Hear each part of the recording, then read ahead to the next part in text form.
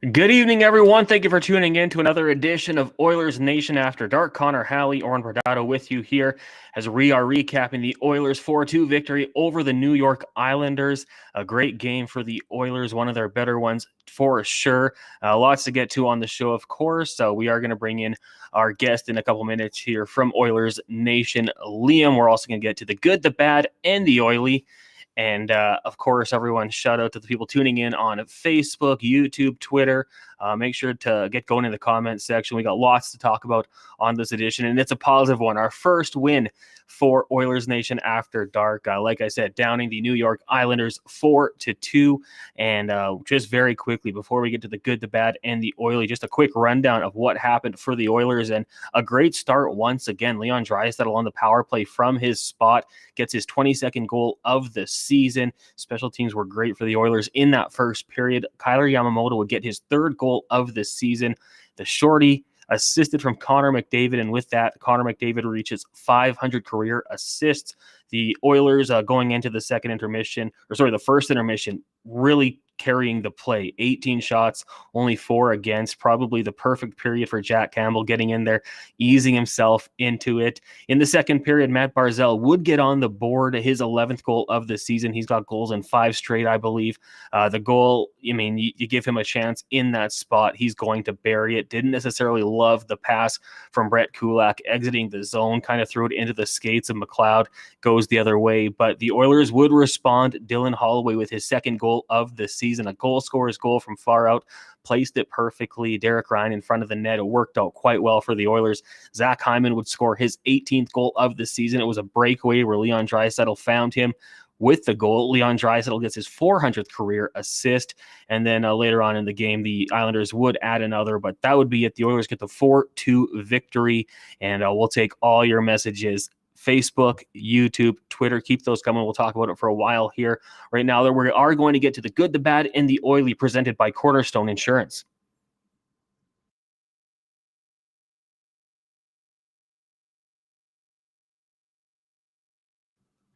The good, the bad, the oily, presented by Cornerstone Insurance. Cornerstone Insurance Brokers, Edmonton's premier boutique insurance brokerage, your destination for commercial, home, and auto insurance with over 90 years of success and still growing. Visit cornerstoneins.ca for more information. For this, we are going to bring in Liam from Oilers Nation. Now, Liam, good evening. Thanks a lot for doing this. How you doing? I'm good. Hello, everybody. You started today with me on your screens, and you're going to end with me on your screens today. And thank goodness we get to talk about an Oilers victory. So Yeah. it's much better than the last show, but it's good to get off. And what a win. What a great win by the team tonight. Yeah, 100%. Exactly what you wanted to see from this team. The inconsistencies continue, where you can go from the bad and then come back with a performance like this. But on tonight, it's a good occasion. So, Liam, let's start off with the good. And for this one, we are going to say secondary scoring. Obviously, Kyler Yamamoto chips in with a shorty. Dylan Holloway gets on the board once again, the second time this season. And that's something going back to last Oilers Nation After Dark, we talked about, like, they need secondary scoring. Obviously, defense is good too, but when you can get goals from guys not named Connor McDavid, Leon Draisaitl, Ryan Nugent-Hopkins, and I guess Zach Hyman, it's a pretty good game for you.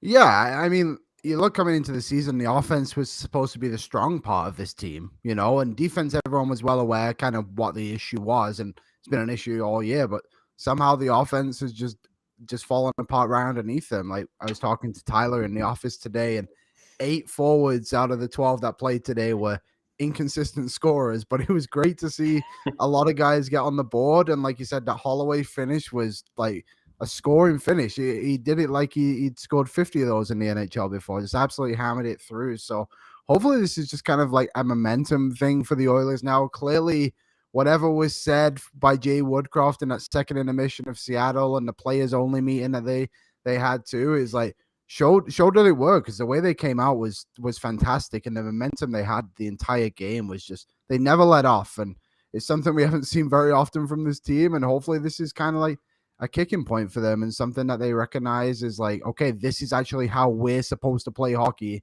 not how we've done it for however many other games beforehand. Isn't it nice though? Hey, I mean, when Matt Barzal scores that goal, I'm sure there was a lot of Oiler fans, hockey fans, with that thought in the back of their mind, like, okay, here it goes. The Islanders are going to go on a little bit of a run here, but the Oilers bounce back. Dylan Holloway with that goal. I mean, if he can start to find the back of the net a little more often, huge for this team. Yeah, it'd be massive, and he's shown a lot for me. Like, I'm one of those people who think he should have gone down earlier in the season, but also the injuries just happened, and he had to stay up because there was no choice. And he's taken advantage of it to an extent, in the sense of, like, he's not scoring, obviously, that's his second goal of the season, but he's doing a lot of other things right. And yeah, like, if he can kind of get going and just like that bottom six tonight was solid. Like, they had a good game, and Costin on the top line, I thought he looked fantastic. He looked like he belonged, which is kind of, we haven't really seen anyone with McDavid outside of Hyman, Draisaitl, or Nugent Hopkins kind of perform like that, and he really showed up tonight. So props to Mr. Clem Shady, whatever we're calling him. That man has endless nicknames, and he's been there for like a month. The Clem Reaper, that's the one I'm going to go with for that one. Yeah. But it was great seeing him stick up for Connor McDavid, get in there. I also liked Ryan McLeod. Thought he was buzzing around tonight as well. Didn't score, but had the opportunities. Let's get to the bad. And this one, on a night when the Oilers win 4-2 and they play pretty well, we're not going to rip on them too hard. But we're going to say the bad is the All-Star voting.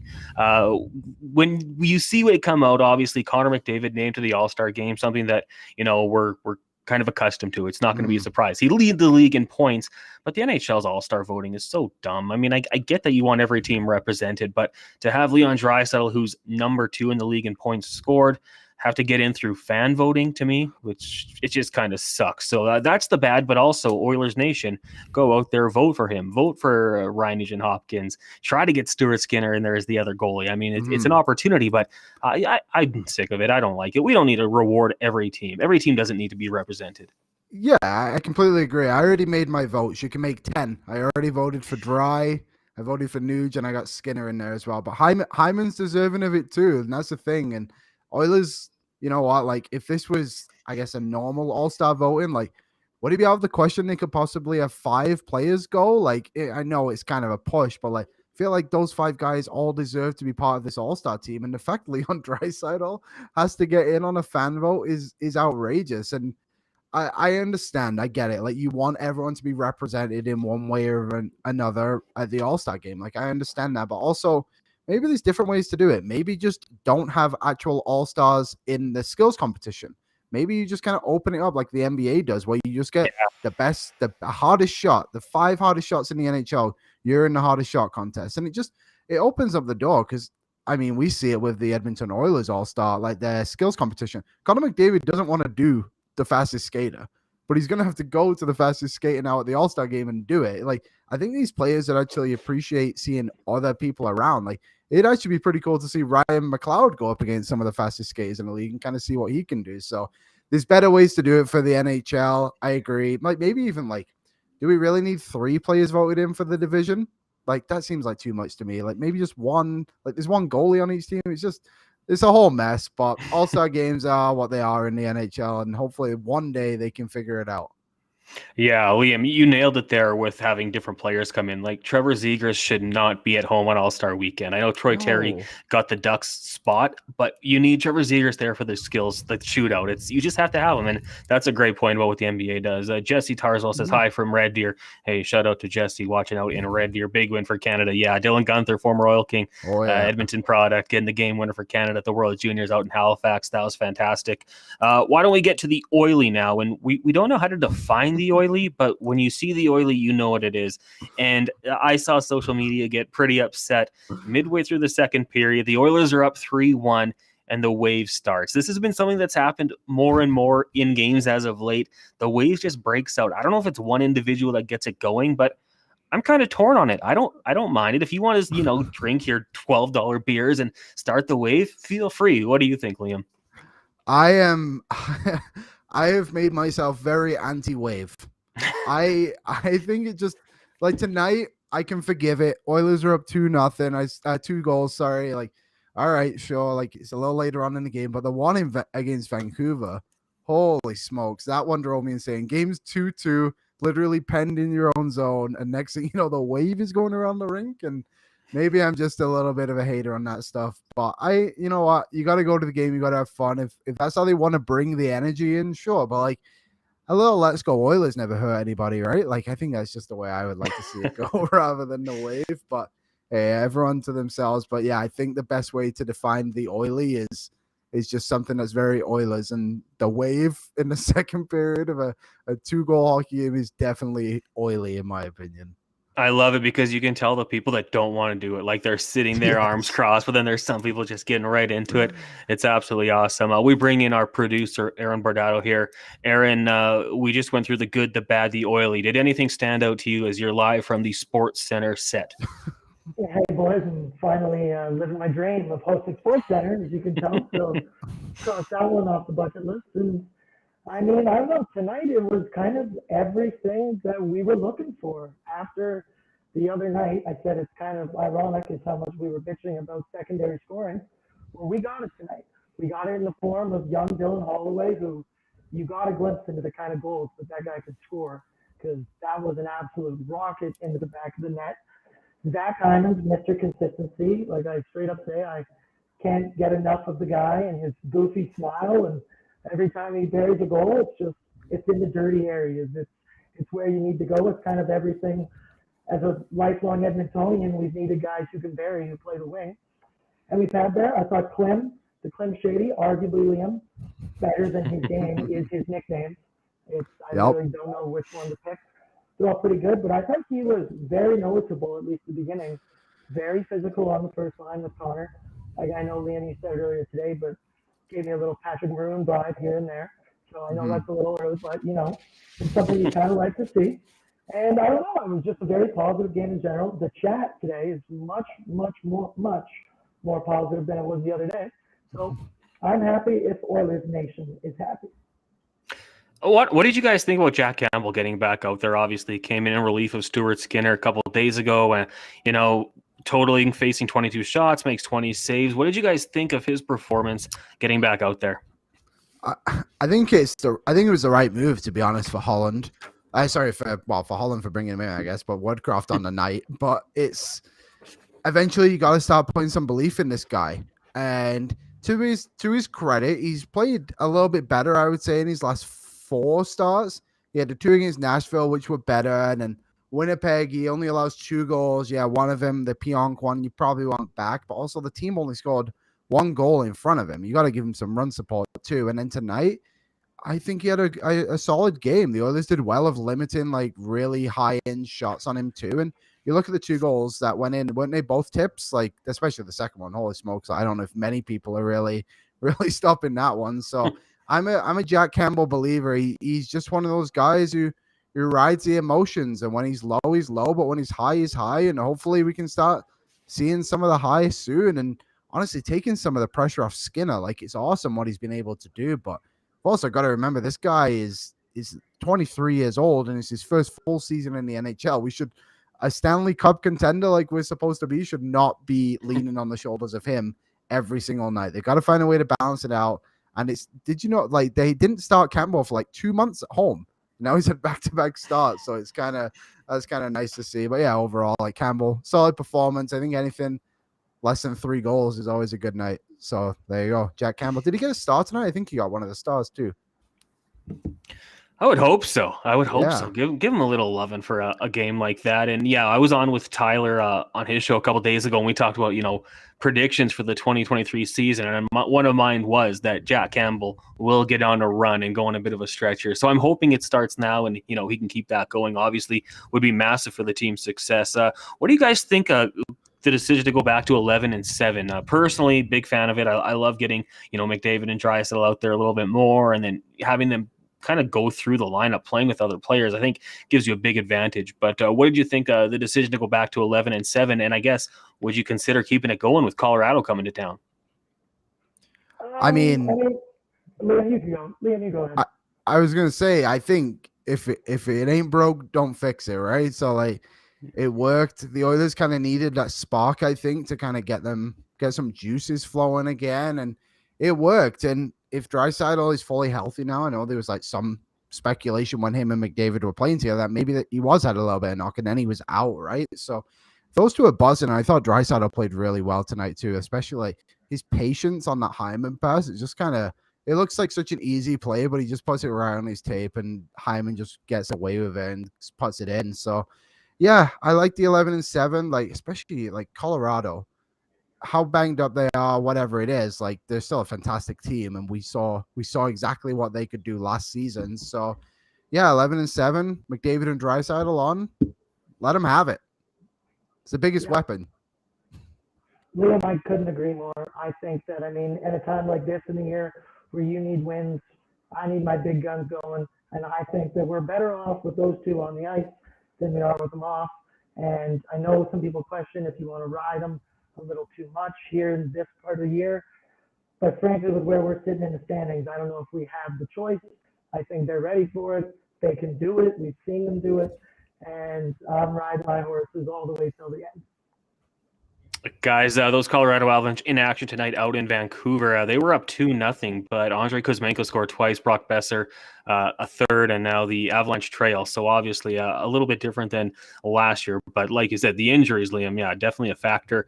Going to the YouTube chat here, the Rusty, the Reckless Optimist says, I think this was a great game to build off of. Jaron says, why don't we do this all the time? If only it was that easy, right? Yeah, like if it was that easy, the Oilers would go 82-0 and win the Stanley Cup every year. So it would, it'd be nice. There's waves in a season, and Oilers have been in extremely. They're consistently inconsistent, and it's consistently getting very annoying. So hopefully this is it now. This is the change. But yeah, like that. It's tough to play 60 minutes all the time. So we'll see Colorado next, and then I believe they're back on the road. Oh yeah, they're in. They have a California strip next week, right? So yeah, schedule's getting. You want to say it's softer, but they've also lost to Anaheim this season, so you can't take any game for granted. And we'll see. And then Nation Vacation will be down in Vegas for that game against the Golden Knights and a watch party against San Jose. So hopefully a couple of wins there, get everyone flowing down in Vegas. Liam, are you on that vacation? Oh, yeah. My first Nation Vacation is going to Vegas. I figured I would kick it off with a bang. That's that's a good one. Yeah, I didn't get hired in time to get on that trip, but hopefully I can make it on the next one. I'm feeling a little bit of FOMO about it. I'm feeling like I'm missing out a little bit. Yeah, I mean, I'm still going to try to get on it, but yeah, probably a little bit too late for that one. I'll stick to the corner of the condo here up in Edmonton. And you mentioned that trip down to California, right? Like winnable games you should win, but certainly you have to go out there and do it. Check back in here on the comments section on YouTube. Shout out to Electric Jordan. His nighttime Neo Citron's kicking in, so he's going to fade away. But thank you for tuning in, Jordan. Let's go down to about Genesis. I don't know if I'm saying the name correctly, but Hollywood Genesis. That's it, Genesis. He gets number 2 from Clouder Genesis. I'm going to try to make sure I get that going forward here. Man, how nice would it be if you could find that third line consistency, and especially for Ryan McLeod. Like I talked about it off the top here, thought he had a good game. But if he can find his stride that he had before the injuries, I mean, it would just bring so much to this team in that bottom 6. Yeah, and I was trying to think about this earlier today, but I'm sure there was see you, Tori, see you there. Earlier in the season, I'm sure that third line was kind of buzzing, right? At one point this year, like Fogo, McLeod, and Puljujarvi. I thought they were kind of giving that top 6 a little bit of extra. The only thing was they weren't really getting goals, but they were at least generating some chances and putting a positive impact on the ice, which is something that's been missing for many nights. So yeah, I agree. Like if that third line can just be a stopgap of just giving McDavid and Draisaitl lines a break, and then you kind of get the other guys out there, like, and that's good. And what was the fourth line tonight? It was Holloway and Ryan. Oh yeah, because they were rotating guys through. So yeah, like if that's kind of the recipe, then I can see it having a lot of success for this team. And like we just mentioned, like the schedule's getting a little softer, so maybe this is kind of where you can experiment a little bit better with the lineup. Obviously, you don't want to take any team for granted like the others have done numerous times this season, but maybe there's chances there if you can get some confidence now with this win tonight and then continue it on against Colorado and onwards.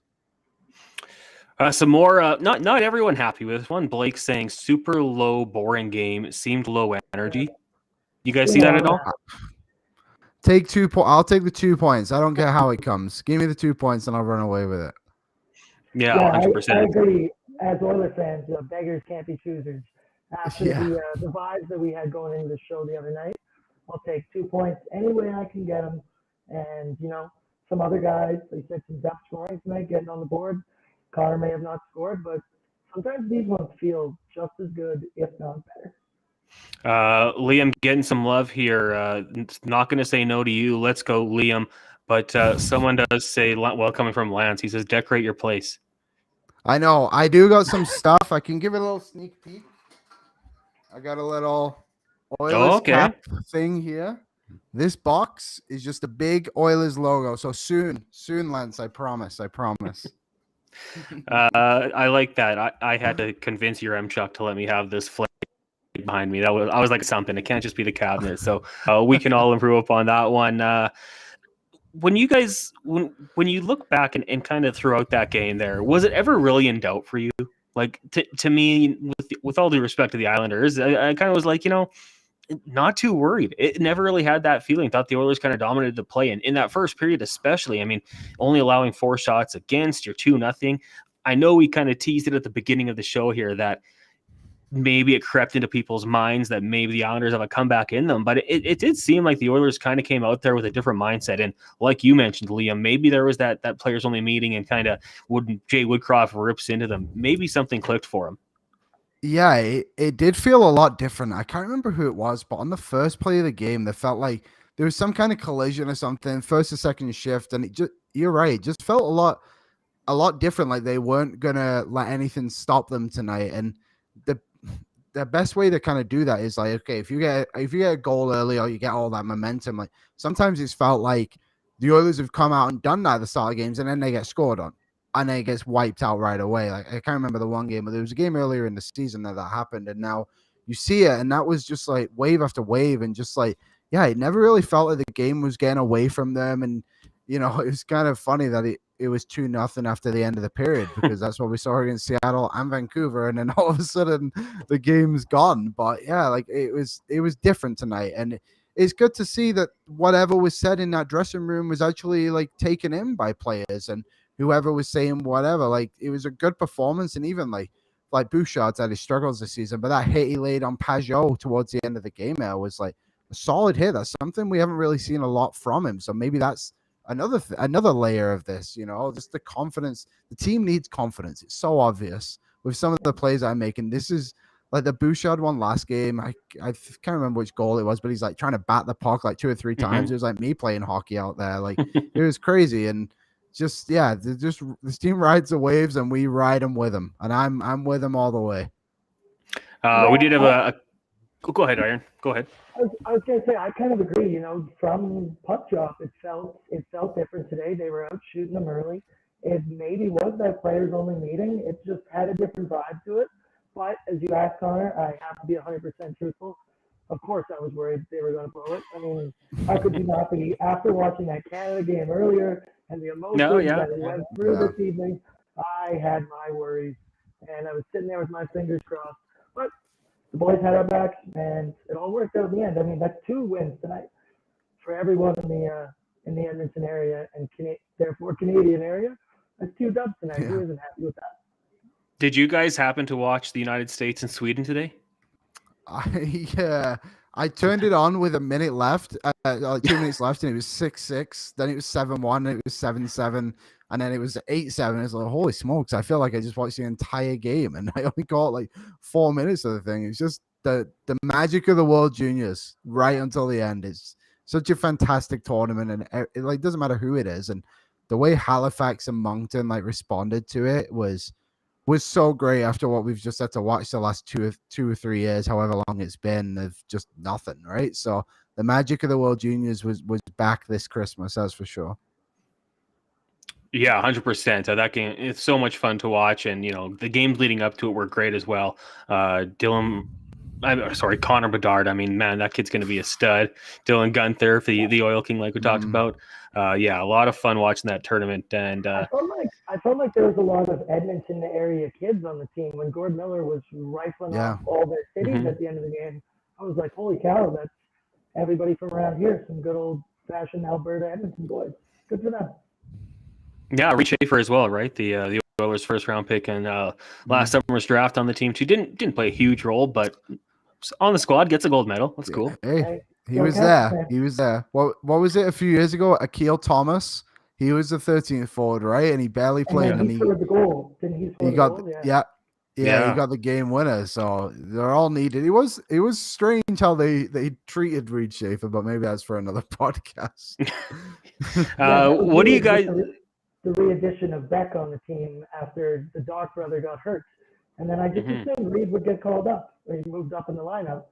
But no, I guess they know something I don't. Yeah. Character guy. What do you guys think about the plan for the goaltending next game? Colorado on the schedule. We know they've got the firepower. Would you go Campbell or would you go back to Stuart Skinner? Liam, we'll start with you. I would go to Skinner. I don't love the idea of just kind of giving Campbell the game because he had a good game, and I know I just praised him for what he's been better recently, but he's also not been up to the standard of being a number one goaltender yet on this team. Stuart Skinner has earned that position to play against the best teams in the league, so I would go back to Skinner. I think he gives you the best chance to win, and that's what matters on a night in, night out basis. Yeah, I agree completely. No matter what their record is, they are the defending Stanley Cup champions. You need to bring your best. That is Skinner's your best goalie. You bring him along, and then depending how it goes, you can always throw Campbell in again on Monday, I believe, and go from there, which you can catch the Oilers post-game show here live afterwards, even though it's super late night. Connor and I. So late. And I think it's you, Liam, as well on Monday. Yeah, it's the three of us again. I'm double shifting. I somehow got the late shift. I don't get it. Crazy how that works, eh? Yeah. Should mention a big shout out to the friends at betway.com. If you're going to go Campbell 19 plus, do so responsibly. But I think, had you put down money on the Oilers to win in regulation, you could have doubled that up. So something to consider going forward. If you're like a money line guy, maybe not always the best payout. If you like regulation, you got a chance, but they've got some fun player specials, things like that at betway.com. I want to ask you guys both, were you at Oilers Nation headquarters today? I was there. Aaron? Man, the one day that I don't come in, and you're telling me, Tyler gives me a phone call later in the day, and he's like, man, you sure picked the day not to come in. And I was like, why? Was it like donuts or something? He said, no, Evander Kane. Evander Kane was in the office today. I thought he was joking at first, and then, nope, so I didn't get to see him, but that was awesome of him to come out to the office, hop on the podcast with the boys. I just got Evander's really making himself feel like an Edmontonian, from his Christmas toy drive to everything I see him doing on social media. Like, he's really taken Edmonton and ran with it. And hey, wish him all the best. Get back soon, and appreciate coming out to Nation headquarters. So how was it, Liam? Was it pretty cool? Yeah, I mean, it was cool. I mean, to have an Edmonton Oiler in the building of obviously we're all fans of the team. That's why we work for Oilers Nation, and to have Evander around, it was cool of him to take the time to come and do the show and just talk about what it's been like through his injuries and also the community work he's done, and now his new fashion clothing line, Defy, I believe it's called. So yeah, he was a great guy, said hello to everyone, hopped in the studio with the guys on Real Life, which is out now. I would go check it out. It's like a 30-minute interview, maybe a little less, so it's not going to take up a ton of your time, but it was cool. And yeah, he was a good guy, and I'm excited to see him come back and be an Oiler again. Man, it's kind of coming up to the anniversary of when he first signed with the team, and he turned the season around then. So hopefully he can kind of step into the lineup and help the Oilers get back up the standings. And I will say the Oilers do play San Jose on Friday, so maybe could that be the return? Oh, that would be something. Aaron, I will say, I feel your pain. For those who don't know, I do work at TSN 1260 Monday through Friday, and I've missed Ed Sheeran. I missed Christina Milian, if you guys know who that is. I was a big fan of her. And then there was this show, Life Below Zero, where they followed people living in Alaska, and Sue Aikens was there, and I missed her. So I feel like I totally understand your pain, Aaron. It happens. You just got to make sure you're there next time when someone else comes in. Hey, I was busy working. I was busy doing other shows. That's the least that I told myself. Because if I was there, I would have ran out and got the photo. Liam, did you get a photo with him or anything?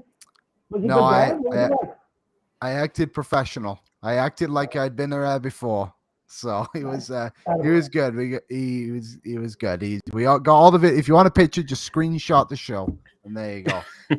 Yeah, check that out. Real life podcast of Evander Kane. I think that's what I'm going to do after the show. It's been a pretty busy day, but yeah, after the show for sure, check that one out.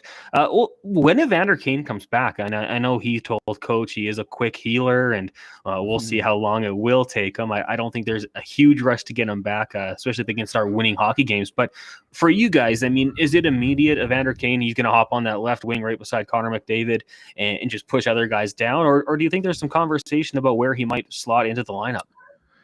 I think it's actually thinking back to when he played. His first game was against Montreal last season, I believe, right? And didn't he just slide right in next to McDavid in the first line there? So, like, I wonder if they'll just do that again and just kind of just put him right into where he needs to be. And, you know, like, it's so clear that they've missed him for so long. So I don't think there'll be much hesitation to actually, like, trying to get him back to where he's supposed to be and get some goals in the back of the net again. I want to see those sevens in the air for Evander Kane. What do you think, Aaron? Yeah. I agree. Like, I think that he's the type of player that you can just probably plug and play him in there with the best player in the world, and he'll probably get some results. But it is a different type of injury that, like, I don't know much about. So I'm curious to see if there is some, I don't know, ramping up that he needs to do or something like that. But I mean, for the most part, I've seen these videos of him on the ice. He seems like he's still in good conditioning, and it's just a matter of when it all heals properly, he gets back out there. So I would think to put him up in the top six. I mean, especially in the top wing next to Connor. It just makes too much sense. They have too much chemistry, and we need goals now more than ever. Yeah, 100%. And I mean, I love the goal scoring ability that he brings to the lineup, but I also love that.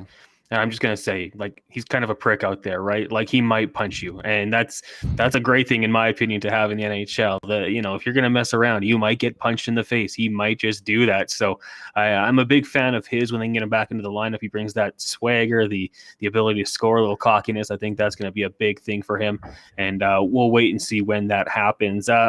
We've got a few people here. I want to go back to the good, the bad, and the oily, because we talked about the bad. And I've got someone here saying variety isn't the worst thing at an all-star game. That's true, but I mean, all-star game, we want the best players there, right? Like, we want to see you go back to the 80s and you look at the Oilers lineup, it was like you had Messier, Curry, Gretzky, obviously, Glenn Anderson, Paul Coffey. It didn't matter because they're all on the same team. You want the best players there. So I think I would have to disagree with that one. If you want variety, I mean, let other players eventually earn their way in there. If you want variety, just go by the NHL Network and you can watch any game any night if you want. What I will say is, and I like I kind of said on the answer before, I understand. I understand the importance of representation at the All-Star game for teams. Sure, I think there's better ways to do it, but like, I know it's not a big thing in hockey, but when you go to the Hall of Fame, they do say how many All-Star games you've been to, and it kind of dampens the legacy a little bit. And they're obviously not going to be like, oh, Leon Draisaitl fan voted in 1 year and then 10-time All-Star. Like, it's not going to get brought up. But also, like, you kind of want that on you. And in the NBA, I think that's the best example of it. Is like, it really matters there. It matters to those players that they are part of the NBA All-Star game. And the NHL doesn't have that yet. And I think it's because they do stuff like this where certain players aren't getting in. And it's the NHL one is a little bit more complicated, obviously, because you can't just go out and play hockey where you're slamming each other around like you can just go out and play basketball and showboat a little bit. It's a little bit different. So I think they need to expand the rosters a little bit if you want to have everybody represented, whatever the word is. I think I said it wrong twice. But anyway, the having people there, like, it's important Leon Draisaitl is at this event. And if for whatever reason he isn't voted in, then that is a damn shame for the NHL not to see one of the best players in the league play, and also the best player to ever come out of Germany play. Do you not think it matters to German people to see Leon Draisaitl in? That's going to bring in viewers. And if the NHL doesn't allow him to go, then that's a mistake on their part. Yeah, I agree. I mean, it's as simple as it's kind of just beating a dead horse here, but top two players in the NHL both can't be in. But the one point that I kind of thought about earlier today is a guy like Ryan Nugent-Hopkins. He's having maybe a career-defining year. And I feel like in most professional sports, a guy in this type of year, he's making the All-Star game. He's getting that nod. He's getting that credit. But the Nuge, once again, seems like he'll be flying under the radar. And I think that's just a little unfortunate. That's a good point, Liam, with the international aspect. I didn't even really think about that. But yeah, it's just kind of a shame. I understand the fair representation. I like that now it's an even amount and it's kind of easy to just pick one guy. I understand. But I mean, at least there's a fan vote and we got that. I know our boy John Scott from Dropping the Gloves was very appreciative that that was brought back. He was fired up.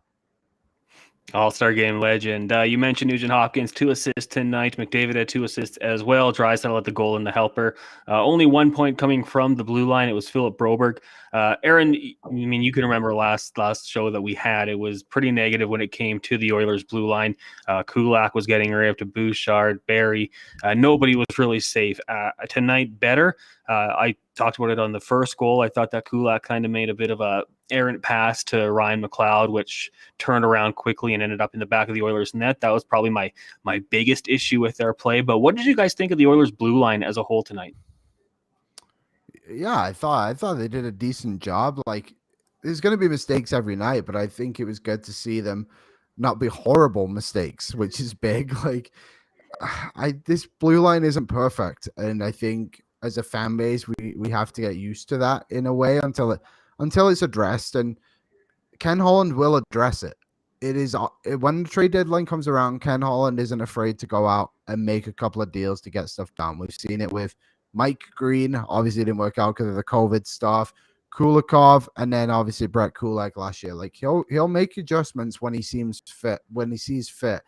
I think the Oilers are waiting for Evander Kane to come back to kind of see what they need to do. But also, I think we're around 58 days to go until free agency. And I'm sure those teams at the bottom, after seeing Connor Bedard do what he did at the World Juniors, might want to start losing a couple of players sooner rather than later so they can get closer and closer to that number one spot. But yeah, I think the blue line, it is what it is. I thought they played okay tonight against an Islanders team that didn't generate a ton, and that was because of how well the others played defensively too. And they had the puck a ton, so that helps.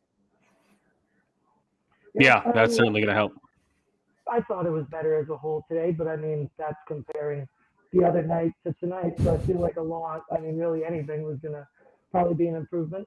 I noticed Broberg make a couple good plays, and at least none of those back-breaking moments that we've grown so accustomed to as Oilers fans. And I noticed, I mean, we were perfect on the penalty kill tonight, so that's an improvement. That's a positive. That was something I remember the other night that killed us. I think it was Bouchard, took an early penalty, throw him back to the net immediately, and you're just like, oh, here it goes again. It starts to unravel, and that didn't happen tonight. So that's an improvement for me.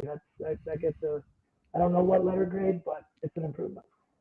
Hey, any improvement is one we'll take. Tori says on Facebook, All-Star Games and Skill Comp should attract more viewers by showcasing the best. And yeah, I mean, Liam touched on that earlier on. I totally agree. Bring the best players, bring the fastest, the guys with the hardest shot, maybe the guys who won at their own skill competitions, and let's see the best of the best and really showcase that one. We'll probably wrap up in a couple minutes here, but I want to ask you guys, since we're here, it is Oilers Nation After Dark. I'm Connor Halley. We've got Aaron and Liam here alongside with me. What are you guys doing after the show? How do you wind down after dark? I don't know. I might just watch some TV. I've been kind of on that Game of Thrones binge a little bit recently, but okay. I've also been mixing in some weird movies. I recently watched Sing, which led me into watching Sing 2. I also watched Zootopia not too long ago. So I'm just trying to find these movies I haven't seen before. And it's just a nice, easy way to end the night with a little easy movie. So we'll see. Or easy movie or just some gory Game of Thrones. I'm on one end of the scale or the other. Game of Thrones is tough because then I want to watch more. But Sing, yes. I watched that like a year ago. Unbelievable movie. Aaron, fantastic. What's going to calm you down tonight? Well, I mean, I'm probably going to scroll through Instagram and watch highlights over and over like I always do. Stare blankly into the Netflix browsing screen and take a long time trying to decide what to do. And then probably throw on the old reliable Seinfeld and watch the same episodes I have a million times and fall asleep. Wake up, Liam. Comfort. We've got Oilersnation Everyday tomorrow at 12 and start with a new day. Yeah, we should mention that, right? Go over to Oilers Nation. Lots of content going to be there. Your M-Chuck's got you. Really good stuff. And listen to the podcast with Evander Kane. That's going to be awesome. Big thank you to our sponsors once again. Cornerstone Insurance. Check them out at cornerstoneins.ca as well as betway.com. Good way to have some fun. Maybe you're taking the Oilers to cover the over or Oilers Avs over. I think there's going to be a lot of goals on Saturday, but 19 plus, do so responsibly at betway.com. That's going to do it for another edition of Oilers After Dark. Liam, Aaron, thank you guys so much. You bet. I'll see you guys on Monday. We'll see you Monday. And to everyone who tuned in, thank you for doing so. We appreciate it. On YouTube, I think I'm supposed to say hammer the like button. We really need that to happen. And we will talk to you Saturday night after Oilers and Avalanche. Thanks again, guys.